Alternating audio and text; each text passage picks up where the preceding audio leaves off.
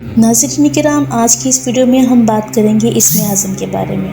سب سے پہلے ہم جانیں گے کہ اسم اعظم ہے کیا اور اللہ تعالیٰ نے کن شخصیات کو اسم اعظم عطا فرمایا تھا۔ قرآن کریم کی کس سورت میں ان دو شخصیات کا ذکر ہے جن کو اسم اعظم عطا کیا گیا تھا اور وہ مقبول دعا تھے، اور قرآن و حدیث میں کون کون سے الفاظ اسم اعظم بتائے گئے ہیں؟ ان تمام سوالوں کے جواب جاننے کے لیے ویڈیو کو آخر تک ضرور دیکھیے گا۔ سب سے پہلے ہم جانیں گے کہ اسم اعظم ہے کیا۔ اسم اعظم سے مراد اللہ تعالیٰ کا وہ مبارک نام ہوتا ہے جسے پڑھنے سے انسان کو اللہ تعالیٰ کی معرفت نصیب ہوتی ہے اور روحانیت کے اعلیٰ درجے پر فائز ہو جاتا ہے۔ اسم اعظم کی برکت سے انسان کو ہر چیز میں تصرف حاصل ہو جاتا ہے، اور ناظرین کرام، اسم اعظم ہی کی برکت سے اللہ تعالیٰ انسان کو ہر چیز سے مالا مال کر دیتا ہے اور وہ مقبول دعا ہو جاتا ہے، اس کی زبان کن ہو جاتی ہے۔ ناظرین کرام، بعض لوگوں کا اصرار ہے کہ اسم اعظم کوئی مخصوص نام ہے، لیکن ایسا ہرگز نہیں ہے۔ نبی کریم صلی اللہ علیہ وآلہ وسلم سے یہ بات ثابت ہے کہ اسم اعظم اللہ تعالیٰ کا کوئی ایک مخصوص خفیہ نام نہیں ہے،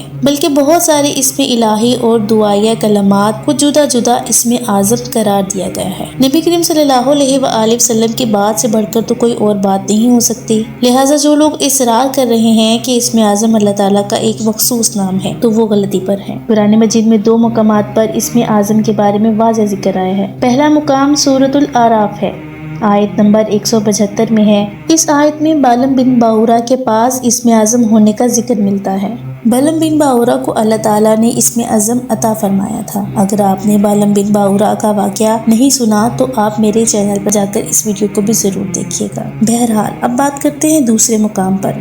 سورہ نمل کی آیت نمبر 14 میں، اس آیت میں حضرت سلیمان علیہ السلام کے وزیر حضرت آصف بن برخیہ کے پاس اسم اعظم ہونے کا ذکر ملتا ہے۔ ان دونوں افراد کے پاس کتاب کا علم موجود تھا، یعنی اسم اعظم تھا، جس کی برکات سے اپنی دعائیں قبول کرواتے تھے اور کئی طرح کی کرامات دکھاتے تھے۔ لیکن وہ کون سا اسم اعظم تھا جس کی برکات سے وہ فائدہ اٹھاتے تھے؟ آج ہم اسی ٹاپک پر بات کرنے والے ہیں۔ ہر دور کے عالمین زاہدین نے ہر دور میں اسم اعظم تلاش کیا ہے، لیکن سوائے چند عارفین کے کوئی بھی اسم اعظم نہ پا سکا۔ ناظرین کرام، آپ نے حضرت سلیمان علیہ السلام کے بہت سے قصے سن رکھے ہوں گے، مگر کیا آپ نے حضرت سلیمان علیہ السلام کا وہ اسم مبارک جو 3000 سال پرانا ہے کبھی گہرائی سے جاننے کی کوشش کی ہے کہ یہ 3000 سال پرانا اسم جو بہت سی کتابوں میں موجود ہے، یہ اسم ایک مضبوط روحانی طاقت کا حامل ہے۔ قرآن پاک میں موجود یہ 3000 سال پرانا اسم اعظم حضرت سلیمان علیہ السلام کا وہ اسم اعظم ایک دفعہ پڑھنے سے ساری دنیا آپ کے قدموں میں ہوگی،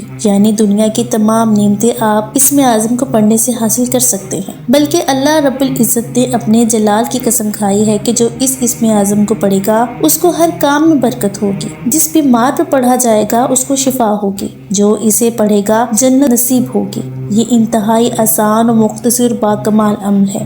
ناظرین کرام، اس اسم اعظم کی برکات تو دیکھیے کہ ایک تخت جو یمن سے یروشلم 2249 کلومیٹر کے فاصلے پر ہے، ایک لمحے میں پہنچ جاتا ہے، تو سوچیے اسے لانے والے الفاظ کتنے طاقتور ہوں گے۔ جو لوگ یہ سوچ رہے ہیں کہ یہ کوئی جادو تھا تو یقین مانیے کہ دنیا کا سب سے طاقتور ترین جادو بھی یہ نہیں کر سکتا، اور نہ ہی آج کی یہ جدید ترین ٹیکنالوجی میں بھی یہ ممکن نہیں۔ جو ہزاروں کلومیٹر دور ایک پیغام ایک کلک پر پہنچ جاتا ہے، تک پہنچنے کی سپیڈ بھی اس سے زیادہ تھی، کیونکہ اس کے پیچھے کوئی سائنس یا کوئی جادو نہیں، بلکہ دو الفاظ تھے۔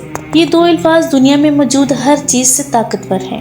ناظرین کرام، جب ملکہ سبا کو حضرت سلیمان علیہ السلام کا پیغام پہنچا تو وہ آپ علیہ السلام کے پاس جانے کے لیے روانہ ہوئی، لیکن جانے سے پہلے اس نے اپنے تخت کو ایک ایسے کمرے میں چھپا دیا جس کے آگے 6 کمرے اور موجود تھے، اور کسی کو اس تخت تک پہنچنے کے لیے پہلے ان 6 کمروں کو کھولنا پڑتا، اور جس کی چابیاں صرف ملکہ سبا کے پاس تھیں۔ لیکن پھر بھی جب ملکہ سبا یروشلم سے یمن سے 4.5 کلومیٹر کی دوری پر تھی، ناظرین کرام، تو وہ تخت حضرت آصف بن برخیہ نے 1 سیکنڈ سے بھی کم وقت میں حضرت سلیمان علیہ السلام کے حکم سے ان کی بارگاہ میں حاضر کر کے دکھا دیا تھا، اور وہ بھی صرف 2 لفظ پڑھ کر۔ تو وہ 2 الفاظ کون سے ہیں؟ ناظرین کرام، آصف بن برخیہ کے پاس کتاب کا علم تھا، اور وہ علم در حقیقت اسم اعظم ہی تھا، جو علم اللہ تعالیٰ نے طاقتور جنات کو بھی نہیں دیا تھا۔ اسم اعظم کو سادہ الفاظ میں سمجھانا ناممکن ہے، تاہم مثال سے اسم اعظم کی تعریف یوں کی جا سکتی ہے کہ جس طرح حسن کو اس کی اصلی وجود میں آج تک کسی نے نہیں دیکھا، اور نہ ہی عشق کو آج تک کسی نے دیکھا ہے، اسی طرح اللہ تعالیٰ کے 99 ناموں کے علاوہ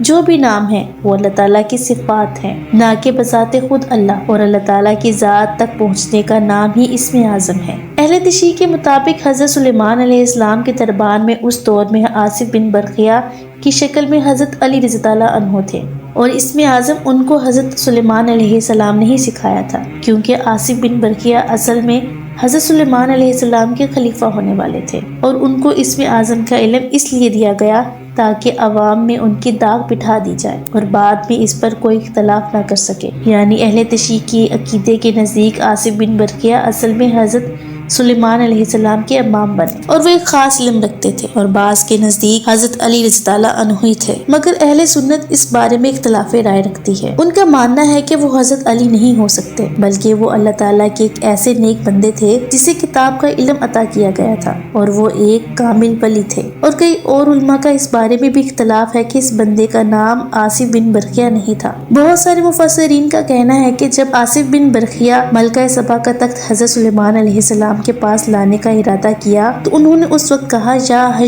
یا قیوم، تو ان دو الفاظ کے برکات سے ہی وہ ملکہ سبا کا تخت اٹھا کر 1 سیکنڈ سے بھی کم عرصے میں حضرت سلیمان علیہ السلام کے دربار میں پیش کیا تھا۔ اسم اعظم وہ حروف ہیں جن کو اللہ تعالیٰ نے پوشیدہ رکھا ہے، اور کسی بھی نام کے بارے میں یہ کہہ دینا درست نہیں۔ ابو امامہ سے روایت ہے کہ رسول اللہ صلی اللہ علیہ وآلہ وسلم نے فرمایا کہ اسم اعظم قرآن کریم کی 3 صورتوں میں موجود ہے۔ ایک سورۃ بقرہ کی آیت نمبر 255، دوسری سورۃ العمران کی آیت نمبر 2، اور تیسری سورۃ طٰہٰ کی آیت نمبر 111 میں ہے۔ اور جب علماء کرام نے ان تینوں صورتوں میں تلاش کیا تو وہ یا حی یا قیوم ہی تھا۔ اللہ تعالیٰ کے یہ 99 نام سب کے سب اللہ تعالیٰ کے تابع ہیں، جن کے ساتھ مل کر وہ پورے 100 ہو جاتے ہیں۔ ابو داؤد اور نسائی نے ایک حدیث نقل کی ہے جس سے یہ اشارہ ملتا ہے کہ اسم اعظم یا حی یا قیوم ہی ہے۔ حضرت انس رضی اللہ عنہ سے مروی ہے کہ مسجد نبوی میں حضرت نبی کریم صلی اللہ علیہ وآلہ وسلم کی خدمت میں بیٹھا ہوا تھا۔ ایک شخص نے نماز ادا کر کے یہ دعا مانگی، یا اللہ میں تجھ سے سوال کرتا ہوں،